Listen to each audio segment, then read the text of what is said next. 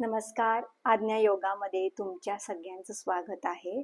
आज मी नवीन विषयावर काहीतरी बोलणार आहे, जो विषय माझ्या साठी खूप क्लोज आहे.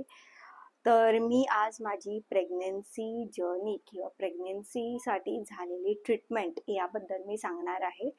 आणि जवळजवळ 2 वर्ष मी ट्राय करत होते प्रेग्नंट होण्यासाठी आणि मी या दरम्यान कोणत्या ट्रीटमेंट्स घेतल्या ते मी तुम्हाला आज सांगणार आहे. माझ्या लग्नाला अराउंड 3 वर्ष झाली आहेत आणि 2 वर्षापासून आम्ही दोघं ट्राय करत होतो. 2024ला मी माझ्या पहिल्या फॉलिकल स्टडीसाठी गेलेली की बेसिकली आपले एग्स असतात वुमेनचे, ते किती ग्रोथ झाले आहेत किंवा एक स्पेसिफिक गरज असते अंड्यांची साईजची ग्रोथ असली पाहिजे जेव्हा तुम्ही कन्सीव्ह करण्याचा ट्राय करतात. आणि हे सुद्धा बघितलं जातं की आपला जो पार्टनर आहे त्याचं हेल्थ कसं आहे, त्याचं सीमेन क्वांटिटी कशी आहे, क्वालिटी कशी आहे, ते सुद्धा बघितलं जातं बऱ्याचदा. दोघांचेही हेल्थ चांगले असणं ही गरजेची आहे जेव्हा पण तुम्हाला कन्सीव्ह करायचं असेल तर. 2024 मध्ये माझी फाइंडिंग्स खूप कमी होते आणि त्याच्यानंतर मला सांगितलं गेलं की मला PCOS आहे. तर आणि मला हे फॉलिकल स्टडी हे जवळजवळ मी 2दा केलं. मला 2दा डॉक्टरनी मेडिसिन्स दिलेले फॉलिकल्स वाढवण्यासाठी, पण ते नाही वाढले गेले. तर त्याच्यानंतर मी बरेच ट्रीटमेंट शोधत होती, डॉक्टर्सशी बोलत होती किंवा ट्रीटमेंट्स शोधत होती की मी काय करू शकते. आणि सगळे ट्रीटमेंट्स IUI, IVF कडे जात होत्या. मला नॅचरली कन्सीव्ह करायचं होतं. हे मी कधीच ठामपणे हे केलेलं, माझा चॉईस होता की मला नॅचरली कन्सीव्ह करायचं आहे. त्याच्यानंतर हे 2दा टेस्ट झाल्यानंतर मी गायनोवेदा हे माझ्या थ्रू आलं, जवळ म्हणजे पेज थ्रू असा गेला. तर मला काही ट्रीटमेंट्स माझ्या हजबंडसाठी सुद्धा हव्या होत्या आणि त्या अवेलेबल होत्या. नंतर आधी सुद्धा मी बघितलेलं, पण तेव्हा ते मेल फर्टिलिटीवर एवढं नव्हते, त्यांचं काही नव्हतं इतकं, फक्त वुमेन फर्टिलिटी आणि वुमेन्स पिरियड रिलेटेड प्रॉब्लेम्स जे काय असतील ते त्यांच्यावरच फोकस्ड होते. नंतर त्यांचं क्लिनिक वगैरे स्टार्ट झालं. मी पहिल्यांदा गेली होती गायनोवेदाच्या क्लिनिकमध्ये. ते होती 21 काहीतरी तारीख आणि सप्टेंबर 2024ला. या दरम्यान मी माझे रिपोर्ट सगळे काढून दिले, दाखवले आणि त्या डॉक्टरांना सांगितलं की असं आहे, कन्सीव्ह होत नाहीये. तर त्या डॉक्टरनी मला बसून समजवलं की मला PCOS आहे आणि मला वर्क करायला लागणार माझ्या हेल्थवर आणि इवन माझ्या हजबंडला त्याच्या हेल्थवर वर्क करायला लागणार. आमचे दोघांचेही जॉब्स थोडेफार म्हणजे हे होते, थोडे स्ट्रेसफुल होते. इवन मी योगा इन्स्ट्रक्टर असून माझं सुद्धा थोडंफार स्ट्रेसफुल असायचं लाईफ. इवन त्याचं सुद्धा लाईफ स्ट्रेसफुल होतं. लाईफस्टाईल वेगळी होती आणि बऱ्याचदा आमचं खूप बाहेरचं जेवण व्हायचं, तर ते नाही बॅलन्स होत हॉर्मोन्स त्यावेळेला. गायनोवेदाकडे गेलो आम्ही. तेव्हा त्यांनी आम्हाला सांगितलं की मला प्रॉब्लेम आहे, हजबंडला प्रॉब्लेम आहे, आम्हाला दोघांना किती वेळ लागेल ते सॉल्व्ह करण्यात, हार्मोन्स परत बॅलन्स करण्यात. तर मला खूप मेडिसिन्स दिलेल्या. तर आयुर्वेदामध्ये तुम्हाला खूप मेडिसिन्स फॉलो करायला लागतं, एक सर्टन लाईफस्टाईल फॉलो करावी लागते. आणि त्यांनी एक बुक सुद्धा दिलेली की तुम्ही काय खाऊ शकतात आणि काय खाऊ शकत नाही. तर ते सुद्धा आम्ही डाएटमध्ये फॉलो केलं आमच्या. तर घरी असायचो, मी घरीच असायचे, आम्ही ट्राय करायचो. मी माझं डाएट कम्प्लिटली फॉलो करते. जेव्हा नवरा घरी असायचा तेव्हा मी बघायची की त्याचा फॉलो सुद्धा होतोय प्रॉपर डाएट. आणि आम्ही इवन तेल आम्हाला मिळत नव्हतं, काही तेल सांगितलेले आम्हाला कन्झ्युम करायला. तर especially cold press oil I guess ते सांगितलं, तर ते अवेलेबल नव्हते. मी शोधले आणि आम्हाला रॉक सॉल्ट सांगितलेली खायला. रॉक सॉल्ट आणि व्हेजिटेबल्स, फ्रूट्स वगैरे हे सगळं डाएट्समध्ये इन्क्ल्यूड करा. आणि मेजरली सांगितलं होतं की तुम्ही घरातलं मॅक्सिमम खा. डाएट, एक्सरसाइज आणि स्ट्रेस फ्री तुम्ही जेवढं राहतील तेवढं तुमच्यासाठी खूप चांगलं असते जेव्हा पण तुम्ही कन्सीव्ह करायला जातात. आणि ही ट्रीटमेंटला मला त्यांनी टाइम पिरियड सांगितला होता अराउंड 9 मंथ्स. मला ह्यांनी सांगितलं होतं, लिहून दिलेलं मला, की तुला 9 मंथ्स पर्यंत वेळ लागेल पूर्ण रिकवर होण्यासाठी. आणि मी गायनोवेदाच्या वेबसाईटवर बघितलेलं की बऱ्याच लोकांचे त्यांना सुद्धा सांगतात 2 वर्ष होतील, 3 वर्ष होतील, पण त्यांना 6-7 महिन्यातच रिझल्ट मिळतो किंवा 6 महिन्यातच रिझल्ट मिळतो. सो गायनोवेदाचे टॅबलेट्स माझ्यासाठी खूप खावे लागतात.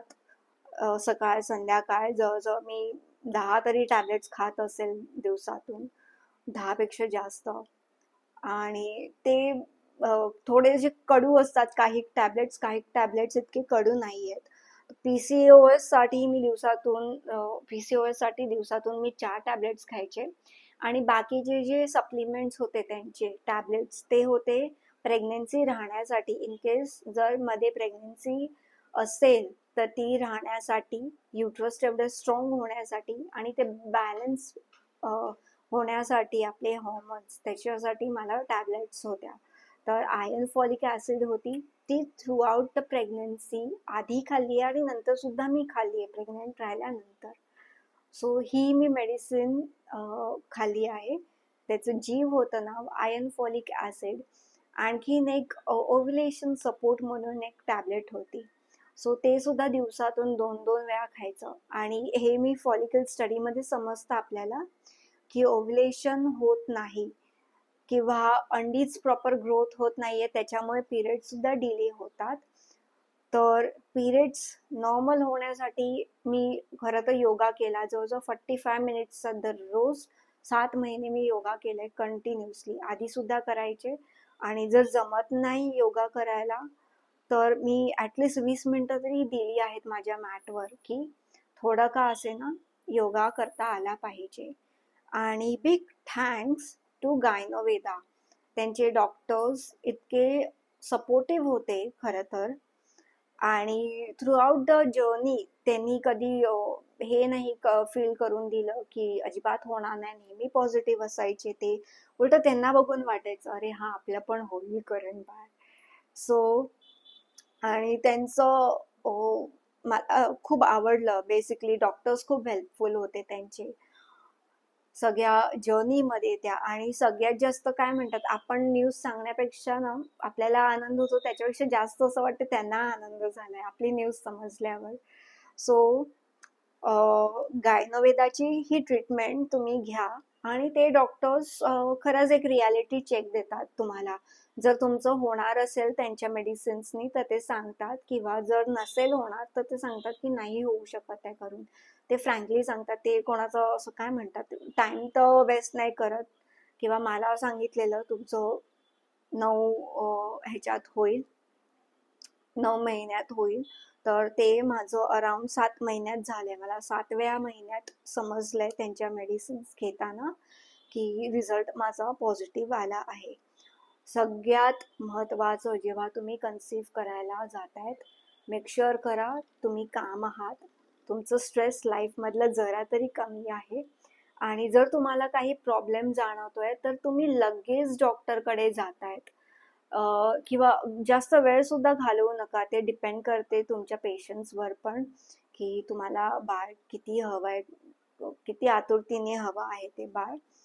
सो हे. आणि एक big thanks to my husband, की त्यांनी नाही कधी माझ्या डाऊट घेतला की तुला हेल्थ इश्यूज आहेत, किंवा मी जर काही ट्रीटमेंट शोधत असेल तर त्यांनी कधी मला सांगितलं नाही की ही नको करू ट्रीटमेंट, ती नको करू.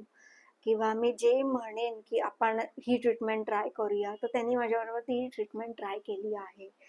सो बिग सपोर्ट एक हजबंडचा आणि एक डॉक्टरचा असणं खूप गरजेचं आहे.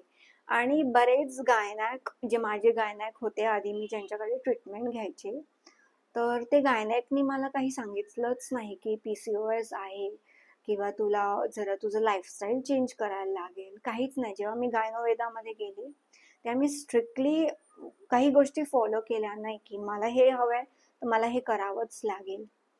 सो हे खूप कळणं गरजेचं आहे. पण जर तुम्हाला मूल हवं असेल तर, नसेल हवं तर बाबा ही तुमची चॉईस आहे. पण ज्या बायका आहेत मूल हवंय तर त्यांनी गायनोवेदा हे नक्की कन्सिडर करावं. मला रिझल्ट खरंच मिळाला आणि खूप चांगला मिळाला गायनोवेदाकडून. किंवा त्या मेडिसिन्सचा त्रास सुद्धा नाही झाला कधी, किंवा त्या मेडिसिन्सचे साईड इफेक्ट सुद्धा होत नाही गायनोवेदाचे. बाकीचे मेडिसिन्स मी बघितले ॲलोपॅथीचे, काही ना काही साईड इफेक्ट्स होतात आणि ते जाणवतात आपल्याला. सो मी तर ते अवॉइड केलं ॲलोपॅथी, की मला नाही जमत आहे हे. आणि एस्पेशली जेव्हा मला डॉक्टरनी सांगितलं की टॅबलेट्सनी होत नाही आहे तर आपण इंजेक्शन्स देऊन फॉलिक्युल्सना वाढवूया, तेव्हा मी म्हणाले नाही की मला नाही जमणार हे. सो मी काहीतरी नॅचरलच बघीन. मी हे नॅचरल बघितलं. एकदा समराईज करते तुम्हाला काय काय करायची गरज आहे जर तुम्हाला नॅचरली कन्सीव्ह करायचं आहे थ्रू गायनोवेदा. सो ट्रीटमेंट कोणतीही घेण्याच्या आधी तुमचे रिपोर्ट्स तुमच्या हातात असले पाहिजेत, किंवा डॉक्टर्स तुम्हाला सांगतील की तुम्ही सर्टन रिपोर्ट्स काढा. तर मी आणि माझा हजबंड आम्ही रिपोर्ट्स सगळे घेऊन गेलेलो, आमचे प्रिव्हियस रिपोर्ट्स, ज्यात हार्मोनल इम्बॅलन्सेस काही होते ते समजले, ब्लड टेस्ट होत्या त्या समजल्या. त्याच्यानंतर डॉक्टर व्हिजिट्स असतात, ते समजावून सांगतात आपल्याला की काय करायची गरज आहे. डाएट फॉलो करायला सांगतात आपल्याला. सो डाएट फॉलो केला पाहिजे. त्याच्यानंतर मेडिसिन्स जे इम्पॉर्टंट आहेत ते न चुकता घ्या. कडू असेल तरी घ्या. जर तुम्हाला नंतर आनंद हवा असेल तर कडू असतील मेडिसिन्स तरी घ्या. आणि स्वतःवर डाऊट करणं पहिली गोष्ट सोडून द्या. किंवा स्टार्टिंग फेजला मी पण स्वतःवर खूप डाऊट घ्यायचे की अरे माझ्यात काही प्रॉब्लेम आहे का. आणि काही प्रॉब्लेम ना खरंच सॉल्वेबल असतात, फक्त सपोर्ट करणारा माणूस असला पाहिजे जवळ. तर काही प्रॉब्लेम्स खरंच मेंटॅलिटी एक थोडी चांगली असली पाहिजे आपली. आणि जे डिस्टर्बिंग गोष्टी आहेत किंवा ज्या गोष्टी आपल्याला नाही आवडत, डिस्टर्बिंग गोष्टी आहेत किंवा ज्या गोष्टींचा त्रास होतात, आणि एस्पेशली मुलीला सुनेला बेसिकली दोष दिला जातो आफ्टर मॅरेज, हे सर्टन घरांमध्ये अजूनही चालू आहे की अरे हिला अजून होत नाहीये, लग्नाला इतके वर्ष झालेत, तुम्ही काय करतायत, तुम्ही तुमच्यात काहीतरी असणार, किंवा मुलीमध्ये एस्पेशली काहीतरी दोष असणार. तर I am like don't blame. किंवा काही गोष्टी खरंच ज्या बायोलॉजिकली पॉसिबल नाही आहे तर तुम्ही त्या गोष्टी फोर्स नाही करू शकत. एखाद्या मुलीला जर नाहीच होणार आहे मूल तर फोर्स नका करू बाबा तिला, किंवा ऑलरेडी ती मुलगी त्रासलेली आहे, डिप्रेशन मध्ये जाईल, स्वतःच काय करून घेईल. So best option would be try to consult. Basically partner आपलं चांगला असला पाहिजे. आणि तर तुम्ही तिला त्रास नका देऊ. जर कोण बोलत असेल, ट्रीटमेंट्स अवेलेबल आहेत खूप, आणि ते तुम्ही घेऊ शकतात. इवन माझं आणि माझ्या हजबंडचं असं डिस्कशन झालं होतं की आपल्याला जर नाहीच झालं बाळ तर वी वुड अडॉप्ट. आणि आम्ही दोघं ओके होते अडॉप्शनला. नाहीच झालं आणि हवंच आहे काही करून तर आम्ही अडॉप्शनला पण ओके होतो. असं नाही की आम्हाला नाहीच करायचं आहे किंवा हेच. पण फोर्स नका करू कोणाला. किंवा काही कांचा चॉईस सुद्धा असतो की मूल नको आहे, लेट देम बी, एन्जॉय करू द्या त्यांना त्यांची लाईफ, तुम्ही नका फोर्स करू. माझं हे म्हणणं आहे. सो बिग थँक्स टू गायनोवेदा, त्यांचे डॉक्टरचं नाव सुद्धा घेते मी, दीपाली. खूप चांगल्या आहेत, खूप सपोर्टिव्ह आहेत. आणि त्या डॉक्टर लिटरली ओव्युलेशन टेस्ट कशी घ्यायची ते सुद्धा तुम्हाला एक्सप्लेन करतात. बरेच व्हिडिओज आहेत ओव्युलेशन टेस्ट कशी तुम्ही घेऊ शकतात. म्हणजे डॉक्टर स्पेसिफिक टाइम सांगतात, अच्छा तुम्ही या वेळेत ओव्युलेशन टेस्ट घ्या, तुम्हाला समजेल. आणि माझं असं झालं होतं की ओव्युलेशन मी टेस्ट घ्यायची आणि समजायचंच नाही. मग मी परत फॉलिक्युल स्टडीसाठी जायचे आणि तेव्हा समजायचं, अच्छा माझं होते आहे ओव्युलेशन, एक्सची ग्रोथ प्रॉपर आहे, पण ते डिटेक्ट नाही व्हायचं ओव्युलेशन मध्ये. किंवा ते स्ट्रिप पिंकच नाही यायची. मी कंटिन्युअसली 10-10 दिवस टेस्ट घेतल्यात ओव्युलेशनच्या, पण होतच नाहीये. सो ते सुद्धा डॉक्टर्स आपल्याला एक्सप्लेन करतात, ओव्युलेशन काय असतं, कसं असतं, कोणत्या पिरियडमध्ये तुम्ही इंटरकोर्स केला पाहिजे, किंवा कोणतं राईट टाइम आहे ओव्युलेशनचं, हे सगळं डॉक्टर डिस्कस करतात. आणि आय गेस डॉक्टर, पेशंट आणि आपल्या हजबंडनी, वाईफनी हे ओपनली डिस्कस केलं पाहिजे या गोष्टी. बरेच डॉक्टर्स हे बोलत सुद्धा नाही की की तुम्ही इंटरकोर्स ह्याच्यात हे केलं पाहिजे, असं केलं पाहिजे, किंवा काय प्रॉब्लेम असतात ते सुद्धा डिस्कस नाही करत. माझं असं बऱ्याचदा झालं की डॉक्टर काही सांगायचेच नाही, म्हणून मी फेडअप होऊन दुसरा डॉक्टर घेतलेला. आणि येस, काही गोष्टी खूप पेनफुल असतात. तर try to be strong, try to be firm. एक डिसिजन घेऊन फर्म राहा तुम्ही. आणि मी आता लवकरच प्रेग्नन्सी व्हिडिओ अपलोड करणार आहे माझा. मी आधी सुद्धा अपलोड केलेला, पण आता बॉडी एवढी चेंज होते की सर्टन मुवमेंट नाही फील होत आपल्याला, किंवा ते जमत नाही. तर एक्झॅक्टली माझी आता काय योगाची फेज चालू आहे, किंवा मी कधी योगा करते, हे सुद्धा मी ते योगा एक व्हिडिओ करणार आहे फॉर सेकंड ट्रायमेस्टर. आणि हा व्हिडिओ बेसिकली कोणीही करू शकतं. फर्स्ट ट्रायमेस्टर वाल्यांनी जरा अवॉइड करा योगा करायला, किंवा तुम्ही सूक्ष्म व्यायाम करू शकतात आणि ब्रीदिंग प्रॅक्टिस, मेडिटेशन करू शकतात. जास्त बॉडीची हालचाल नका करू. बॉडी खूप वीक असते प्रेग्नन्सीच्या फर्स्ट ट्रायमेस्टरमध्ये. उगाच आपण जास्त हालचाल करायला जाऊ आणि मग ते मिसकॅरेज होऊन जातं. सो बी केअरफुल जेव्हा फर्स्ट ट्रायमेस्टरमध्ये असतात. मी फर्स्ट ट्रायमेस्टरमध्ये सहजा काहीच योगा केला नाही, बिकॉज 2 महिने ऑलमोस्ट आजारी होते मी. खूप कफ झालेला, ताप होता. सो त्या वेळेत काहीच करता आलं नाही. आणि त्यावेळेत सुद्धा माझ्या हजबंडने खूप मला सपोर्ट केला, मला हेल्प केली खूप. सो त्याच्यानंतर थर्ड ट्रायमेस्टर पासून किंवा 4th मंथ पासून तुम्ही योगा करायला स्टार्ट करू शकतात. आणि मी सांगेन की तुम्ही एक इन्स्ट्रक्टर हायर करा, किंवा ग्रुप सेशन्स पण बरेच असतात, ते तुम्ही इन्क्ल्यूड करू शकतात. सो थँक्यू सो मच मला तुमचा हा वेळ दिल्याबद्दल. आणि तुम्हाला काही डाऊट असेल तर तुम्ही विचारू शकतात खाली कमेंटमध्ये. मी नक्की प्रयत्न करेन प्रत्येक आन्सर द्यायचा.